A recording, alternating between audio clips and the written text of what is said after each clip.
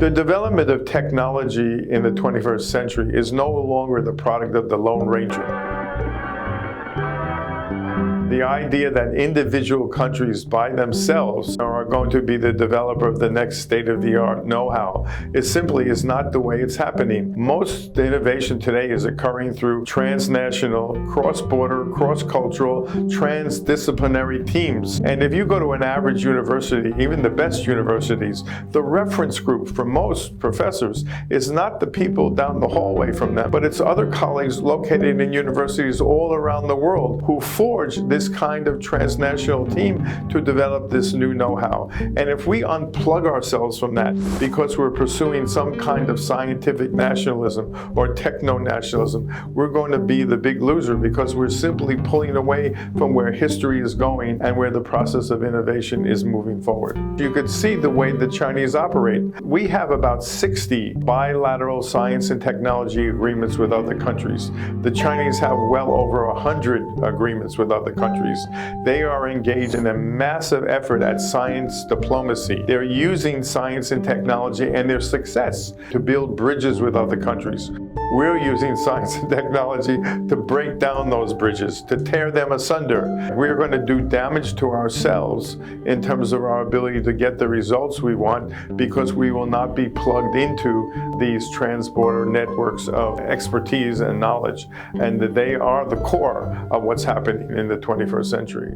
That's how international science and technology works. You need the cross-fertilization of ideas.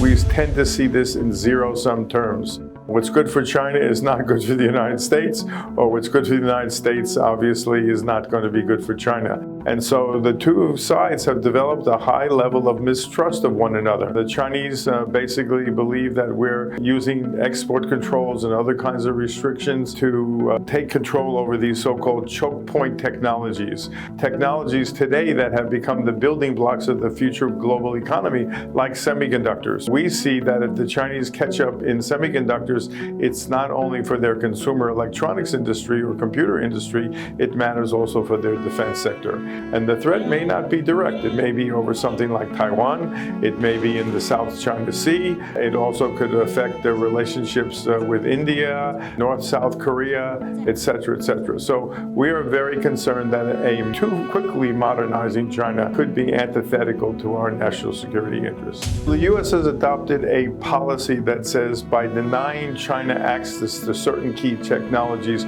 we can maintain the distance in terms of technological capability. That's just simply not the case. We've seen most recently with advancements in Chinese chip technology as well as Chinese progress in AI and other areas that simply we're not going to hold them back. Never count the Chinese out. They may not get there in a linear fashion. There may be some discontinuities. There may be even some irregularities, but they're going to get there. So we would be foolish to count on denial as the essence of our strategic thrust towards China and believe that that's going to win out at the end of the day.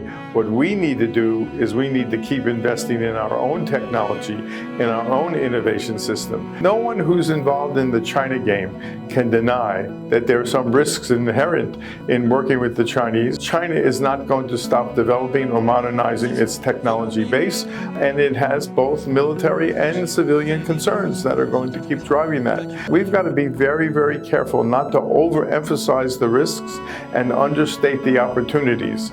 If China is the most rapidly advancing scientific power in the world today next to us, then it is ludicrous for us to think about distancing ourselves from them. We need access to China because we need to avoid technological surprise. We need to be able to understand where China is in various fields so we can understand not only where they're making progress, but where there are emerging pockets of excellence in China and be able to tap into or plug into those and work with the Chinese rather than work against them.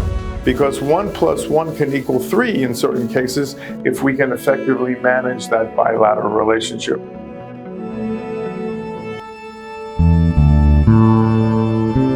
There is There's a nuance to the way that President Trump is dealing with China.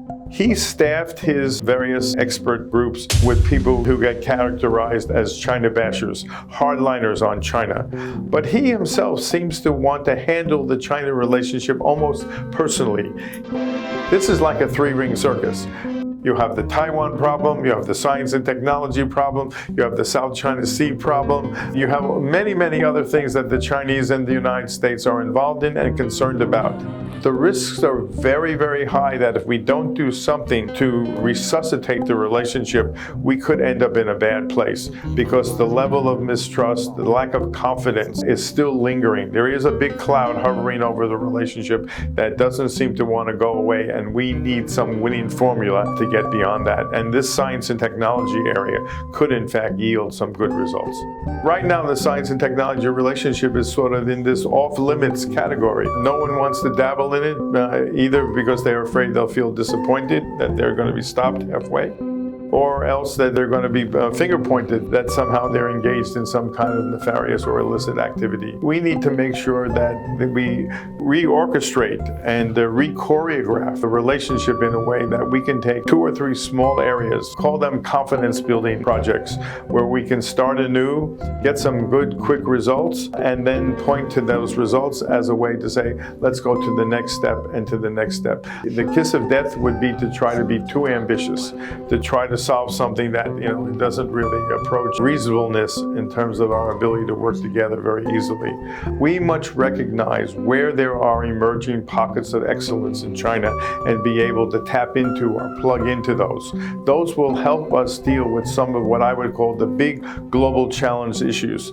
Everything from climate change and clean energy to global pandemics to problems of water, even problems like cancer and Alzheimer's disease. The latter two are becoming big problems in China. The Chinese have a self-interest in working with us on solving those problems, and of course we have a big interest in those issues. We need to identify 2 or 3 areas, non-sensitive areas, where we can work together, rebuild trust, and use those as a building block for relaunching the science and technology relationship. If we can do that, I think we can get on our way to a whole new era of science and technology cooperation with China.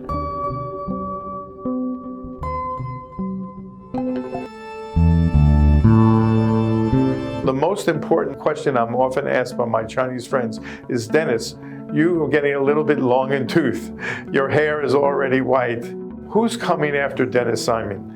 Where is the next generation of China experts going to come from if the young people today are not studying Chinese, are not visiting China, and are not investing in building a career around China? This could be, in fact, maybe the most important problem that we have to solve if we have really any hope of working together in a collaborative fashion. My suggestion that we refortify our relationship with China is not because I have a particular love for China. No, it's all about strengthening the United States. In other words, this is all good for our own country. I've spent most of my professional life learning how to work within the framework of Chinese society, bureaucracy, government, etc. It's taken 40 years and I'm still learning every trip. Every time I go to China, I'm always learning. And one of the things I'm really worried about is that as the numbers of Chinese students have declined, who want to come to the United States, the number of American students has declined even more precipitously. At the high point, we had somewhere between 11 to 15,000 American students. That was the largest number. Again, 370,000 Chinese in 2019, and the most we ever had was about 15,000. At the end of COVID, we had only several hundred American students in China. The desire to study Chinese now decline for the last several years. Why? As the global supply chain has become re-engineered, the numbers of multinational companies now that need young foreigners who speak Chinese, that has diminished because more and more Chinese who speak very good English now are coming back to China, and they're being given those jobs because they're really truly bilingual and they understand the local culture and they understand how Chinese society works. So the job market, it's dried up in a substantial way. Second of all, the picture being painted by by the U.S. government is that don't go to China, it's dangerous. And that's far from the truth. In the 40 years that I know of, I don't know of one American student that has ever been detained in China for some kind of political reason. I just don't know it. I don't know the case. I've tried to research it. I haven't found one case of this. President Xi Jinping back in 2023 offered the United States a program. China would like to host 50,000 American students over 5 years. Part of the cost, at least not all of them, but part of the cost would be handled locally by their Chinese hosts. But it's been very difficult to get these numbers up there. One of the problems is that the United States has not appointed any organization to handle this task of getting American students to increase the numbers going to China. Working with China is something that we can benefit from if we understand how to do it.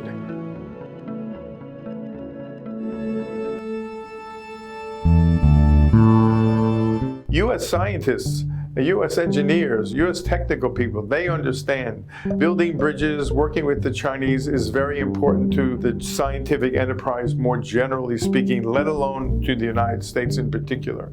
There's this personal security issue that's involved on the table now. Chinese are afraid if they come to the United States, A, they can't get a visa, and B, even if they get a visa, somehow they may be detained by the FBI because they're accused of some kind of illicit activity. Americans are afraid that if they go to China and they want to take out their data when they're done with their project, they're going to be stopped from doing that, and they may get detained because they're going to violate China's data security law or national security law. So one of the nice things about the new revised Science and Technology Agreement that was signed at the end of 2024 is that there are new guardrails put in place, new protections that have been put into the agreement that hopefully prevent these kinds of unfortunate things from happening. So the agreement carries a kind of symbolic weight, kind of sense of protection that the protocols, the rules, the policies that are contained in the agreement are going to enable and facilitate in a more controlled way the movement of people, the movement of ideas, the movement of information